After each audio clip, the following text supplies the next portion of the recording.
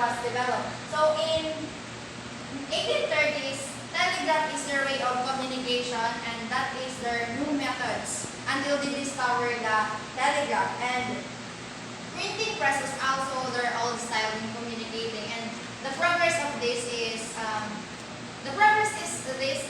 the text and images are being transferred to a blank paper together by the use of ink and quartz to press it to paste it to a paper. And also, this printing press was their way of communication for a long time.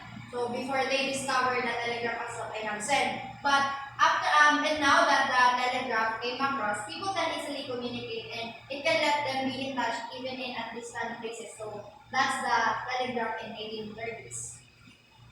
Next is, in 1843, Morse built a telegraph system from Washington, D.C. to Baltimore with the financial support of Congress. So this electromagnetic telegraph was invented by Samuel Morse and Alfred Vail. This technology allowed the messages to be sent quickly even though in a long distance using a Morse code. So it was a major breakthrough for communication, and also it helped us access information to access the globe, and also it will help you to connect the world. In 1865, the British first landed in India in Surat for the purpose of trade. In 1865, the British naabot sa India purpose ng trade lang. But pagkadugay when their company becomes successful, they start meddling kung kailangan sila sa governance sa politics ng India. So in 1870, it became necessary for European industrialized nations to expand their markets globally in order to sell products that they could not sell domestically on the continent. So in 1870,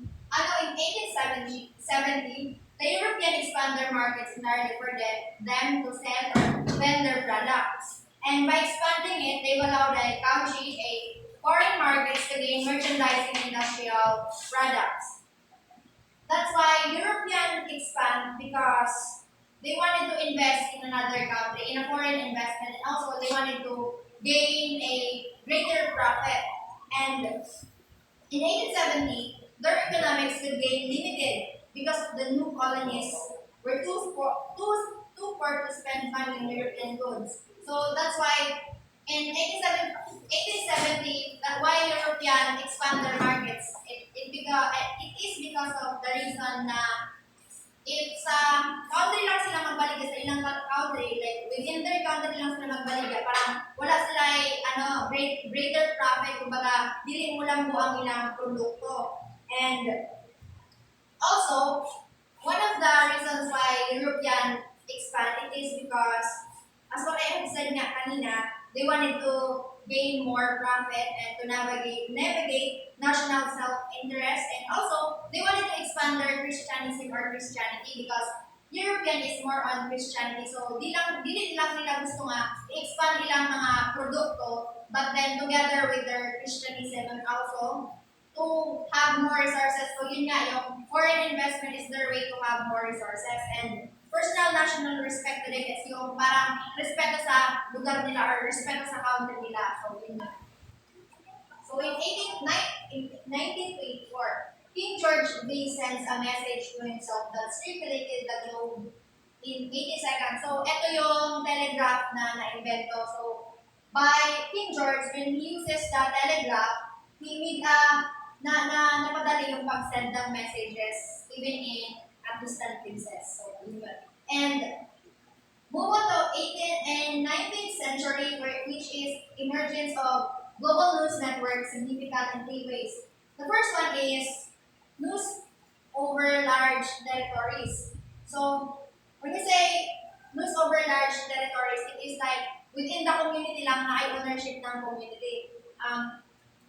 This is the era of rapidly accelerating scientific discovery and inventions such as mathematics, physics, biology, and electricity. And this century was the period of tension between the forces of continuity and change. So in the news over large territories, kapag For example, in specific community ha, for example, this community naitagiya na ako sa kabuok na tao. Nya kana siya nga tao kay naa siya ka ng taas gud nga rango or siya ang nagagunit sa community. So, whether you like it or not, if unsa man ang gusto niya nga kanang buhaton ninyo diya sa community, bisan pag di focus na mo, kinahanglan ninyo buhaton kay tungod siya man ang naigunitan ang community. And second is global in scope. Global in scope, this is known for increasing transfer of commodities people. When we say commodities, these are the raw materials or the agricultural products.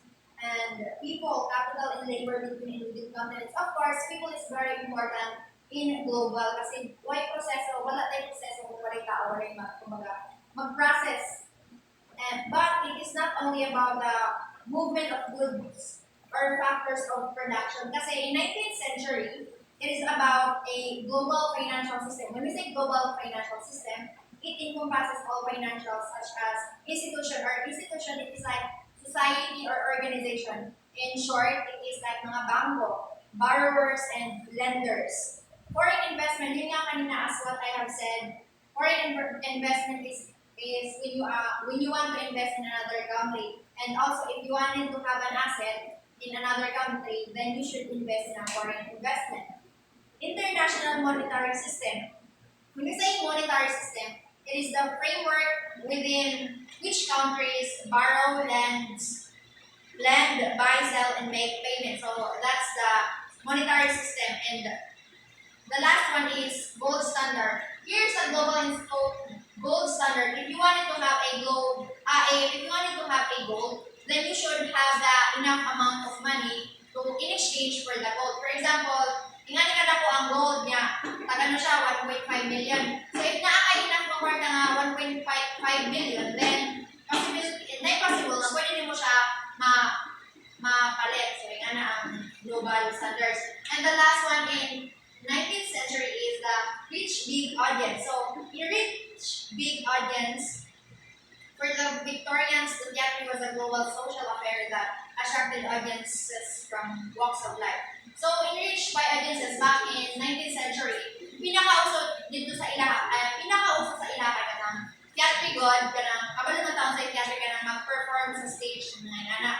So, when we say audiences from walks of life, ito yung mga taong, they have a different kind of jobs such as teacher, navy, police, like that. And kana sila, ginamura, dito nila ang ilang time, ang ilang kanang pag magpalipay-lipay ko sila, dito nila ginalaan sa teatre kay sa unang abod, puso ang teatre, kumbaga dito sila nagalaan ng oras para sa satisfaction sa ilang sarili. And the audience were very much an active participant in the theatrical experience with their responding to the performance with cheers, music, thunders, applause. So of course, when you are in the theatre, of course, dapat ang response ng mga audiences is through clapping, through cheering, to boost their confidence because of their good job for doing that great performance. And now, let's proceed to electromagnetic waves. So, what is electromagnetic waves? It is a radio waves are used for wireless transmission of sound messages or information for communication as well as for maritime and aircraft navigation. Electromagnetic waves, ang example na sa radio. Kita mo sa radio when it comes to tiyang tono, magkaiba-iba. Time ng mga siya na po tayo nagili, which is na muna siya ang electromagnetic waves. Karang pagkakaroon sa ikarot siya, then na po tayo nagili siya mukarap, instead lang ihang phone sa radio. And the last part of our report is strategies to become effective global communicator by Krizan 2014. So the first one is review communication principles. Review communication principles. It means you have a communication of clarity, timeliness. Timeliness is to achieve the desired outcomes, specifically in the time frame schedule or deadlines for completion of tasks. And coherence. Coherence, whenever you are communicating to someone, dapat every word na magawa sa imong baba, dapat it makes sense. Urgency. Urgency is sense of time sensitivity. So, parang for example, naka-errand ka, tuon niya, naka-nakasalubong co-worker, then nag-chit-chats ka mo. So, dapat, you know your time limitation para di ka malate sa imong lakwan. So, that's the urgency. And conciseness. Conciseness is when you are communicating to someone, pag short lang, pwede siya one word, two words, dapat direct to the point gawin communicating in conciseness. Correctness, so, common na magiging correctness whenever we are communicating kasi dapat kapag pag-communicate na dapat correct, pero may delicate, blah blah blah lang ang mga ginagawa. Then courteousness, of course, this is one of the most important sa strategies of communicator kasi especially to old people when you are talking to them, dapat you have a manner. For example, in the Philippines, whenever we are communicating to old people, we must use the po as a sign of respect to older people. And completeness is like from the start na, at the very moment pa lang na dapat kabanda ka kung sa i-istorya mo at the end. Kaya para ka nang pulido na siya kumbaga. So, na siya. The next strategy to become effective global communication by Princeton Paper is analyze the message receiver. So, as a receiver or sender between two people, of course, you need to analyze whatever ang sige sa sender sa inyo i-analyze yung Tagalog because analyzing by whatever you need to analyze what are going to reply or what are you going to answer for that question or that statement. You need to analyze para magkatugma ba para if isod po kayo if ever bang tanong kung sino mong pangalan dahil mo ito about 18 years old so of course analyze the message analyze the message by whatever the sender asks you. You need to analyze it first before you're going to answer that kind of question or are you going to answer that kind of statement. The next one is be open to an accepting of the other cultures. It means like you are adjusting. For example, whenever you are going to another country, let's say Japan, if mo ato ka dito, dapat yun, kapag ka mo adjust, kaya syempre, like ang kultura dito. Like, for example, whenever they met some people, their sign of respecting is through bowing to your, to ka-communicate. So, for example, na-apply na ng teacher in Japan. So, if makita na ko siya, syempre, respeto ko, and then, ang way na para respeto ko is through bowing. So, that's one of the example of other cultures. Or, tagal mo rin siya ka ng murag, widely good ka na pasabot ani accepting of other cultures. Basta ang ako need lang niya is, you know how to adjust whenever you are going to another country. To become effective communicator, we should learn about culture and apply it to what we learn. So we can avoid misunderstanding and we cannot avoid other cultures. The last one is consider language needs. This allows us to come together as a group to share our ideas and enables us to express our thoughts and feelings. Consider language needs is when you are using a language. Like for example, you are using the right language. For example, Badong sa Davao.